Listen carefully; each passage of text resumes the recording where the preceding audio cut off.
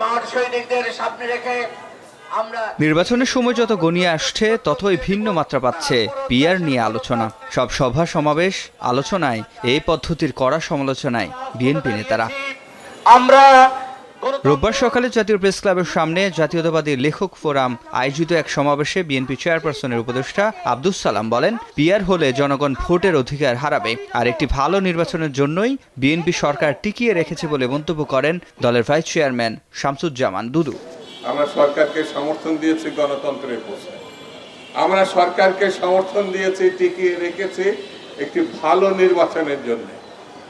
আমরা সরকারের কাছে প্রত্যাশা করি ভালো নির্বাচনের জন্য স্বল্প সময়ের মধ্যে যা যা করার সেগুলো উদ্যোগী হয়ে আপনি সিদ্ধান্ত নেবেন, সেটার প্রতি আমাদের সমর্থন আছে। এই পিআর সিস্টেম হলে কি হবে? জনগণ ভোটের অধিকার হারাবে, জনগণ তার প্রতিনিধি নির্বাচন করতে পারবে না, আবার ফ্যাসিবাদের জন্ম হবে। তার এলাকায় এমপিকে নির্বাচিত হবে, জনগণ জানবে না। জনগণ কোনো নালিশ নিয়ে কোনো সুপারিশ নিয়ে পার্লামেন্ট মেম্বারের কাছে যেতে পারবে না।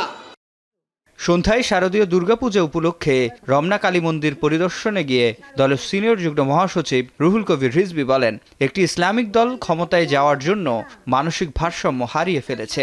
ষড়যন্ত্র রুখতে সবাইকে ঐক্যবদ্ধ থাকার আহ্বান জানান তিনি।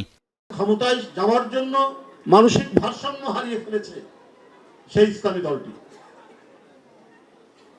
একেবারে ভারসাম্য হারিয়ে ফেলেছে। উনারা আগে লিখতেন জামাতে ইসলামী বাংলাদেশ, আগে জামাতে ইসলাম তারপরে বাংলাদেশ। তো আমার বক্তব্য হলো, কেন এটা লিখতেন? তার মানে জামাতে ইসলাম বাংলাদেশের কোনো স্বাধীন রাজনৈতিক দল নয়।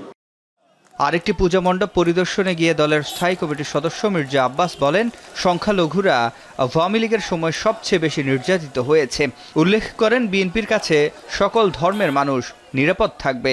বিএনপির হাতে এই দেশের স্বাধীনতা সার্বভৌমত্ব নিরাপদ যেমন, তেমনি আমাদের অন্য নাগরিক, যেমন আমি সংখ্যালঘু কথাটা বললাম না, এটা আমরা বলি না, অন্য সমাজ, অন্য গোত্র, হিন্দু, মুসলিম, বৌদ্ধ, খ্রিস্টান সকলেই কিন্তু বিএনপির সময় সবসময় নিরাপদ ছিল।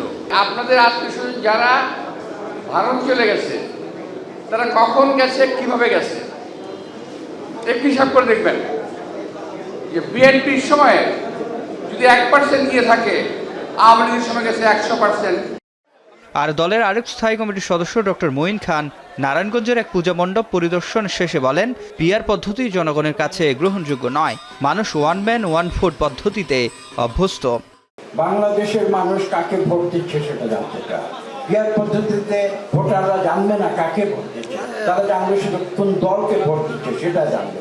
কাজে দলকে ভোট দিয়ে তো শুধু মানুষ সন্তুষ্ট হতে পারে না। বাংলাদেশের মানুষ নির্দিষ্টভাবে তারা নির্দিষ্ট করে বলতে চায় যে এই লোক আমার এমপি, আমি তাকে ভোট দিয়েছি, সে সৎ মানুষ, সঠিক মানুষ এবং সে ন্যায়সঙ্গত মানুষ। এ সময় বিএনপি জনগণের ভেদাভেদে বিশ্বাসী নয় বলেও উল্লেখ করেন তিনি। সিফাত শাহরিয়ার, এখন, ঢাকা।